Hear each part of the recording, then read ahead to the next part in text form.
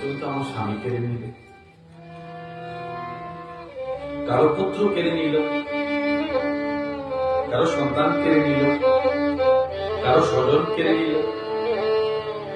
ফুল নিবেদনের সঙ্গে সঙ্গে, প্রসাদ নিবেদনের সঙ্গে সঙ্গে এইটুকু তোমার মনেই করছে,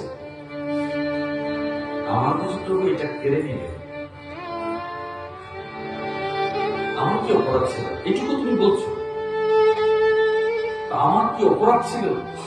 এটা গোবিন্দকে জিজ্ঞেস করলো। গোবিন্দ কি তোমার উত্তর দেবে?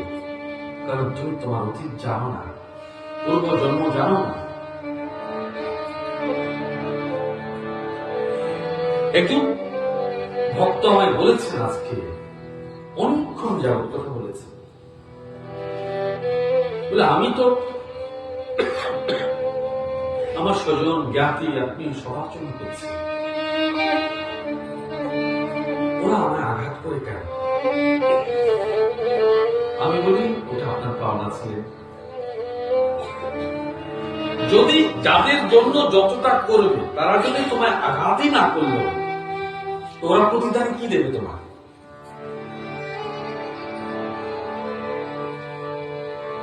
ওরা প্রতিদানে তোমায় কি দেবে?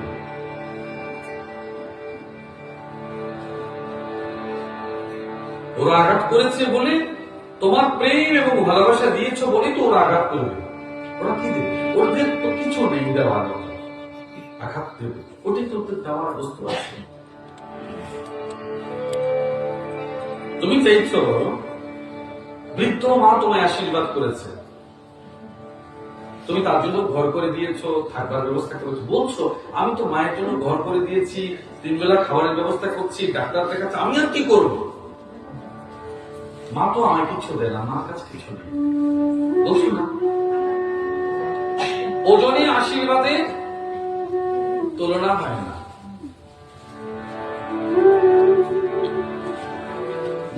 মা তোমাকে আশীর্বাদ করেছিল, সেটা তুমি ওজন করতে পারোনি, কারণ তোমার জ্ঞান নয়, তুমি মূর্খ।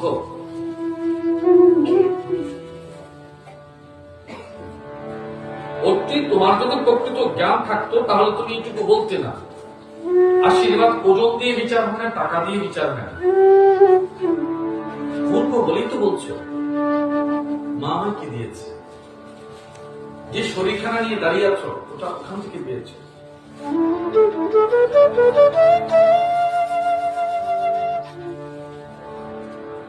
ভগবানকে দিয়ে একজন আমায় বলেছে যে আমি ভগবানের জন্য মাসে অনেক টাকা খরচ করে ফেলি।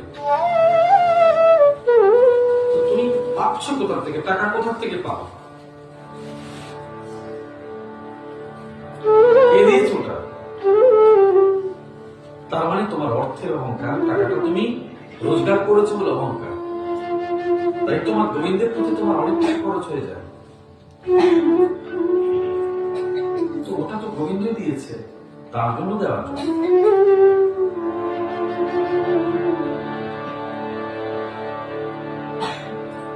কাল যদি সুদামার মতো করে দে, কার কাছে হাত পাতবে? আমি তো দেখেছি অনেককে, ও বেঁচে থাকবে কিনা এটি তো বড় সন্দেহ। ও বেঁচে থাকবে কিনা এমন শত্রুতা অর্জন করবার জন্য, শত্রুতা নিভানোর জন্য তো বেঁচে থাকা প্রয়োজন।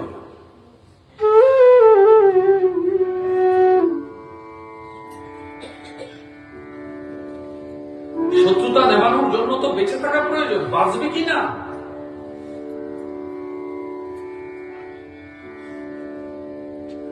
ভগবানকে গালি দেবে, গালি তো দেবে, বাঁচবে কিনা তবে তো গালি দেবে। আগে বাঁচো, বেঁচে থাকো, তবে ভগবানকে গালি দেবে।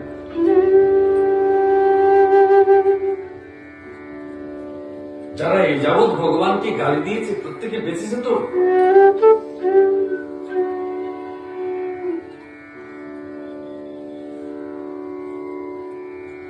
মহাত্মারা জগতে কল্যাণের জন্যই এসছে। বৈষ্ণবকে গালি দিচ্ছ, ব্রাহ্মণকে গালি দিচ্ছ, সৎ মানুষকে গালি দিচ্ছ, মাকে গালি দিচ্ছ, বাবাকে গালি দিচ্ছ। এটা তুমি বুঝছো না? তোমার অবস্থা, তোমার ওজনটা জগতের মাঝে বলছো।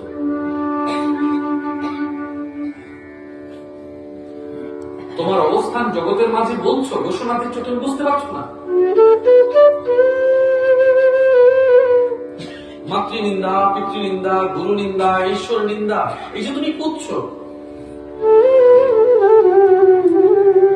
তো তুমি বুঝতে পারছো না তোমার অবস্থানকে জগতের মাঝে জানান দিচ্ছ?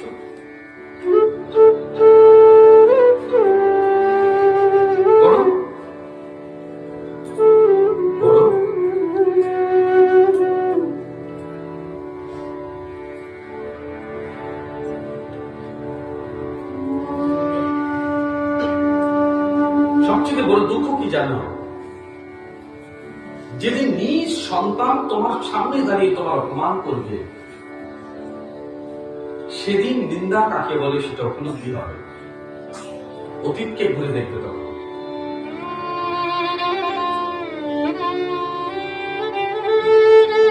তুমি যদি কোনোদিন কোন মানুষের বিষাদ প্রাপ্ত হয়ে গেছে,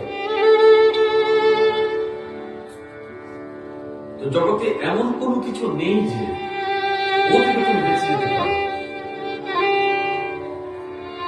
ওই কাজটি কদাপি করবে না। আমি অনেককে বলি, আমি আমার জীবন অনেককে বলি, আমি না হয় খুব খারাপ, তুমি ভালো হবে না কেন? আমি না হয় খুব খারাপ, তুমি ভালো হবে না কেন? তুমি ভালো হো, তোমার ভারতের, তোমার মহত্বের পরিচয় দাও। দুর্বাসা অভিশাপিত জগতের লোক জানে, সেই দুর্বাসাকে ভগবান কৃষ্ণ রাধারানী রথে চড়িয়ে বেরিয়েছে, সে কি তুমি জানো?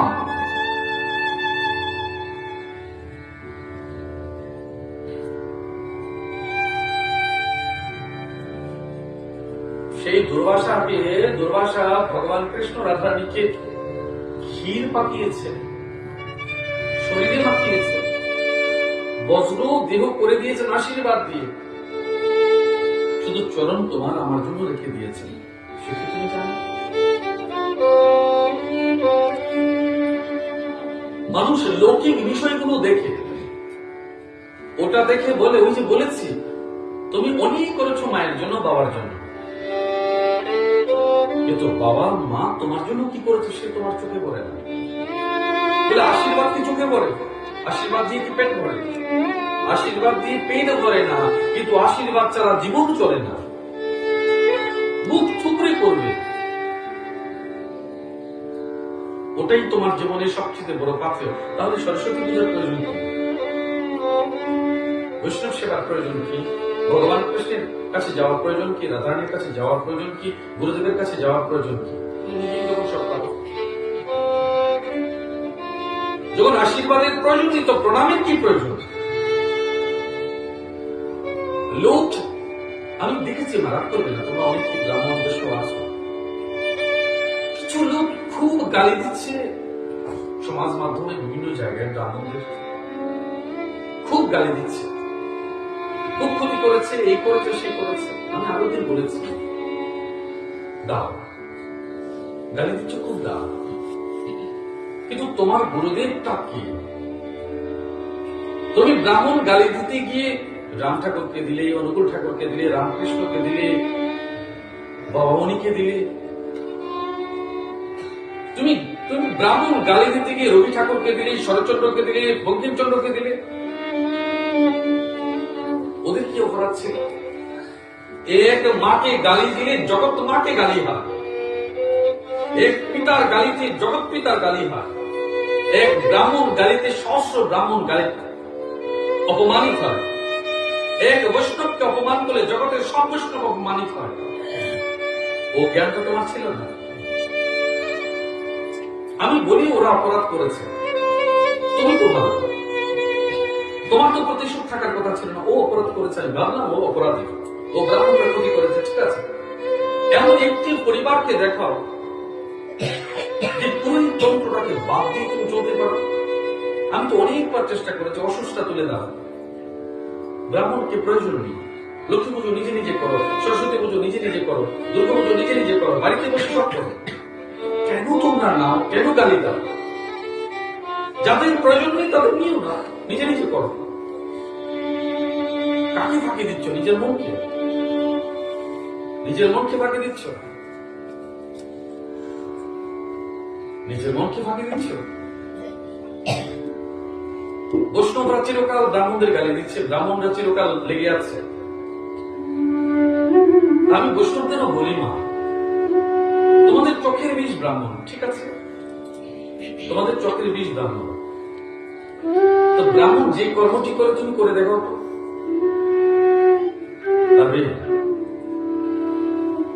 তো তুমি যদি বৈষ্ণব হও, তোমার মেয়ে বিয়ে ছেলে বিয়ে ব্রাহ্মণ কেন ডাকা? তুমি করে ফেলো, ডাকো কেন? আমার একটু বৈষ্ণব বলেছে আমার হাতে জলও খাবে না, কারণ আমি নাকি ব্রাহ্মণ, ঠিক আছে, আমার হাতে জল খাবে। কে বলেছে আমার হাতে জল খাবে? আমি বলিনি তো তোমায় আমি জল দেব। গ্রামের ভিতরে লুকিয়ে আছে, কিন্তু আমি তোমায় এইটুকু বলছি, তোমার সংস্কার তোমাকে ওই জায়গায় এনেছে। তো তুমি তো মহা, তুমি মহা, তুমি ওই জায়গায় এসছো। তো যদি বৈষ্ণব ব্রাহ্মণকে নিন্দা করো, তাহলে নিত্যান্ত প্রভুকে করলে না, মহাপ্রভুকে করলে না, অদ্বৈত প্রভুকে করলে না, সনাতন গোস্বামীকে করলে না, শ্রীরূপ গোস্বামীকে করলে না, শ্রীজীব গোস্বামীকে করলে না, নিত্যানন্দ বংশে যারা আছে তাদের করলে না। ওরা তো বৈষ্ণব পরে হয়েছে, আগে তো ব্রাহ্মণ কুলে জন্মগ্রহণ করেছে, পরে ব্রাহ্মণ হয়েছে, দ্বিজ হয়েছে, ব্রাহ্মণ সংস্কার দ্বারা হয়েছে, কর্মের দ্বারা হয়েছে, গুণের দ্বারা হয়েছে। আমি এটুকু বলিনি, মা, এই ঘৃণা তুমি কোথা থেকে পেয়েছ? ঘৃণা আর যাই হোক না, বৈষ্ণবের কর্ম না ব্রাহ্মণের কর্ম। ঘৃণা না বৈষ্ণবের কর্ম না ব্রাহ্মণের কর্ম। কিছু বৈষ্ণব কিছু ব্রাহ্মণের তুলনা দিয়ে সমাজ তো অনেক কিছু ছিল, সমাজ পরিবর্তন হয়েছে। যে সমাজ পরিবর্তন হয়ে সে সমাজ পরিবর্তনের জন্য ব্রাহ্মণরা কাজ করেছে, সমাজ পরিবর্তনের জন্য করেছে। কাজী নজরুল ইসলাম মুসলিম ছিলেন, কিন্তু তিনি তো অনেক মা কালীর গান লিখেছেন। তোমার ভাব এবং ভক্তিও তো তিনি দিয়ে গেছেন। এমন মানুষটিকে তুমি কি বলবে? আমি তো বলি ওনারা স্বয়ং বৈষ্ণব, যার ভেতরে যোগমায়ার প্রেম লুকানো আছে, সে কোন জাতির কোন গোষ্ঠীর আমার জানা, আমি জানতেও চাই। রবি ঠাকুরকে কে বৈষ্ণব বলবে? কেউ বলবে না। কিন্তু তিনি এমন গান লিখেছেন ঈশ্বরের জন্য, ভগবানের জন্য, এমন কিছু কথা লিখে গেছেন যেটা স্বয়ং বৈষ্ণবরা করেন, হয়তো বাকি জনগণ করতে পারবে না। তুমি তাকে বৈষ্ণব স্বীকৃতি দাওনি, কিন্তু জ্ঞানী পুরুষ তো তাকে অবশ্যই বলবে,